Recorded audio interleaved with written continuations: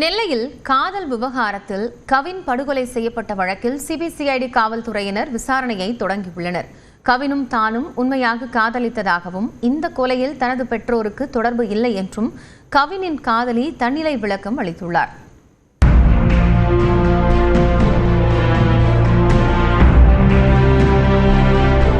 நானும் கவினும் ரொம்ப ட்ரூவாக லவ் பண்ணோம். அப்பா இந்த மாதிரி லவ் பண்ணுறியான்னு என்கிட்ட கேட்டப்ப இல்லைப்பா நான் லவ் பண்ணல அப்படின்னு சொல்லிட்டேன். ஏன்னா கவின் என்கிட்ட டைம் கேட்டிருந்தான்.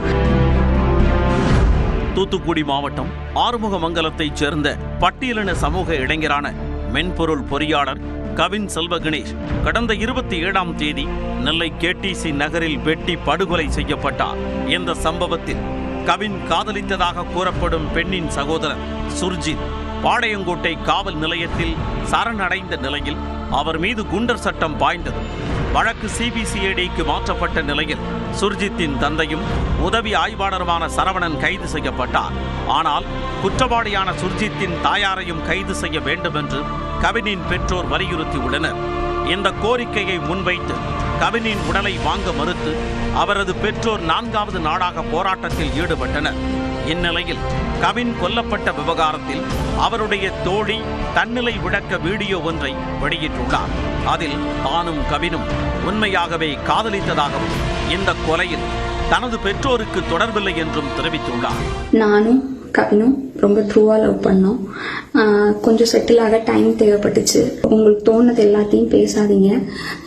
எங்கள் அப்பா அம்மாவுக்கு இதில் எந்த சம்மந்தமுமே கிடையாது, அவங்களுக்கு தெரியாது, இதோட விட்டுருங்க. எனக்கும் கவினுக்கும் என்ன நடந்ததுன்னு எனக்கும் அவனுக்கும் மட்டும்தான் தெரியும். எங்கள் ரிலேஷன்ஷிப் பற்றியோ எங்கள் 2 பேரை பற்றியோ இனி யாருமே தப்பாக பேச வேண்டாம். இதற்கிடையே கவின் ஆணவ படுகொலை வழக்கில் சிபிசிஐடி காவல்துறையினர் விசாரணையை தொடங்கியுள்ளனர். இந்த வழக்கு தொடர்பாக பாளையங்கோட்டை காவல்துறையினர் வழங்கிய ஆவணங்களை சரிபார்த்த பின்னர் கொலை நடைபெற்ற இடத்தில் நேரில் ஆய்வு மேற்கொண்டனர். இதேபோன்று கவினின் காதலி பணிபுரிந்த தனியார் கிளினிக் மருத்துவமனையில் சிபிசிஐடி அதிகாரிகள் ஆய்வு மேற்கொண்டனர்.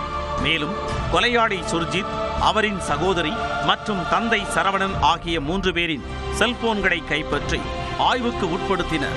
ஆய்வின் முடிவில் உதவி ஆய்வாளர் சரவணன் கொலை வழக்கில் நேரடியாக ஈடுபட்டாரா என்ற தகவல் தெரியவரும் என்று சிபிசிஐடி தரப்பில் தெரிவிக்கப்பட்டுள்ளது. கவினின் செல்போனில் உள்ள தகவல்களை திரட்டுவதற்கும் முயற்சி மேற்கொள்ளப்பட்டுள்ளது. கவின் கொலையில் சுர்ஜித்தின் தாயார் கிருஷ்ணகுமாரிக்கும் தொடர்பு உள்ளது நிரூபணமானால் அவர் மீதும் நடவடிக்கை எடுக்கப்படும் என்று தெரிவிக்கப்பட்டுள்ளது.